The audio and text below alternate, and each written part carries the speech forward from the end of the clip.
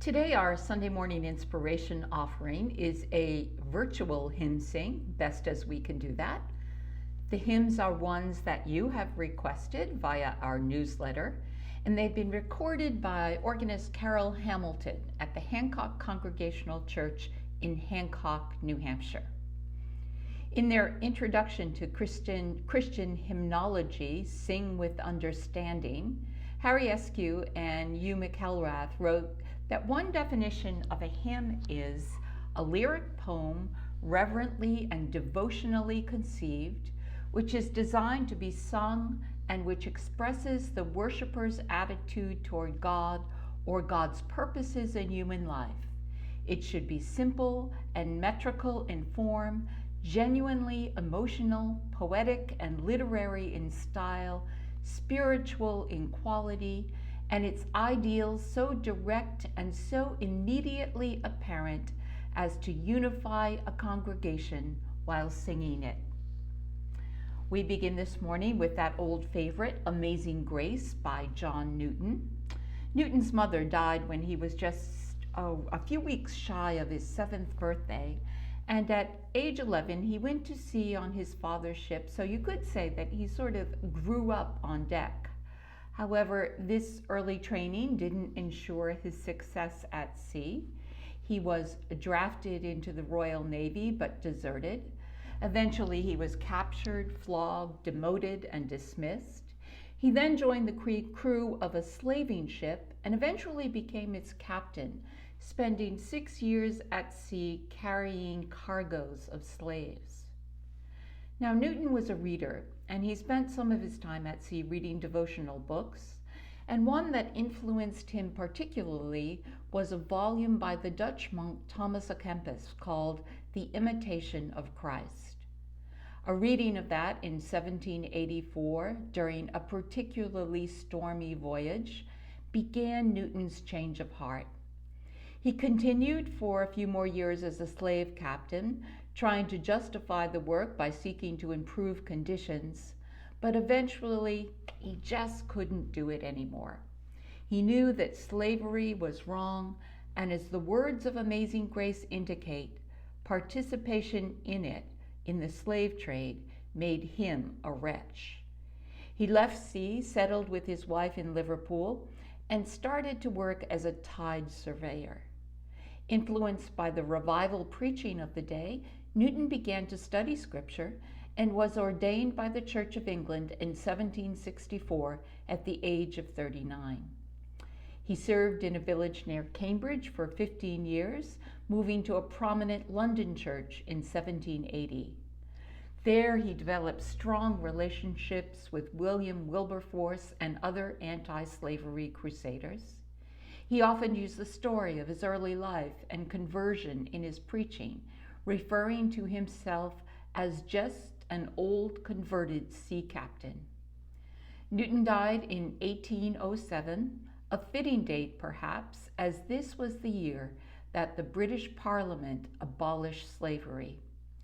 The tune Newton's words are set to is an early American folk melody known as Loving Lambs, which was first published in the Virginia Harmony in 1831.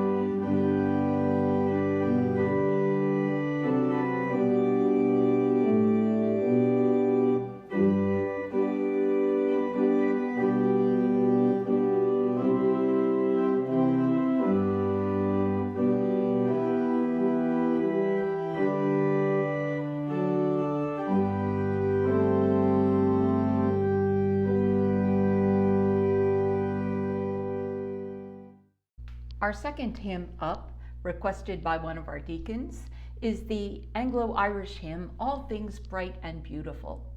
The tune itself is from a 17th century English country dance tune called The 29th of May, and the lyrics were written by Mrs. Cecil Frances Alexander and published in her 1848 collection, Hymns for Little Children. She also wrote the hymn, There is a Green Hill Far Away, and the well-known Christmas carol, Once in David's Royal City.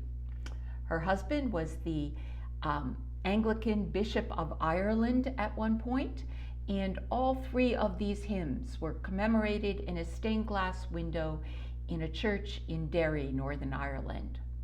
All Things Bright and Beautiful also provided the title to James Herriot's book, All Creatures Great and Small, which was centered, of course, around a veterinary practice in the 1930s in Yorkshire in Northern England. All Things Bright and Beautiful.